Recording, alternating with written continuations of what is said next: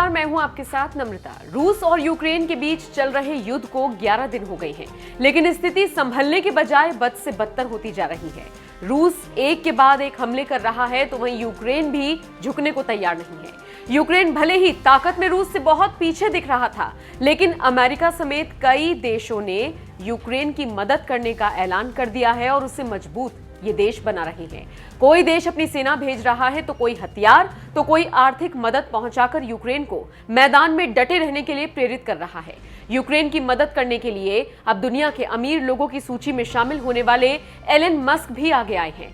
SpaceX के CEO Elon Musk ने बाकायदा यूक्रेन के राष्ट्रपति जेलेंस्की से बातचीत भी की है। खुद जेलेंस्की ने इस बात की जानकारी देते हुए कहा कि यूक्रेन को एलन मस्क की company SpaceX Starlink satellite broadband system का एक और बैच देने जा रही है।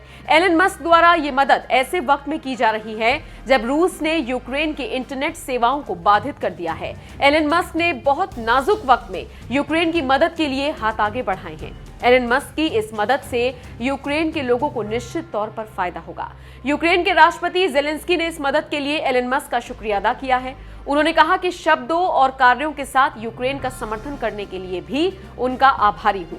अगले हफ्ते तक नष्ट किए गए शहरों के लिए स्टारलिंक का एक और बैच मिलेगा। एलन मस्क और जेलेंस्की का वीडियो कॉल के जरिए बातचीत का एक वीडियो सोशल मीडिया पर वायरल भी हो रहा है। इस कॉल पर जेलेंस्की एलन मस्क को यूक्रेन आने का न्योता भी देते दिख रही हैं। Scientists, jumps, like you. So if you have time after the war, you're very welcome. I invite you. Yes. So that sounds good. Well, I look forward to visiting once things are.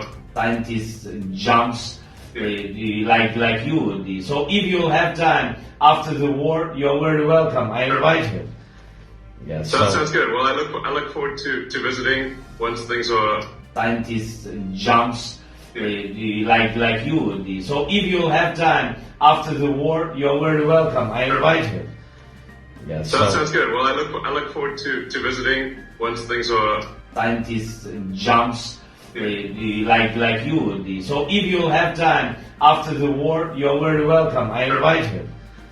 Yes. So that sounds good. Well, I look forward to visiting.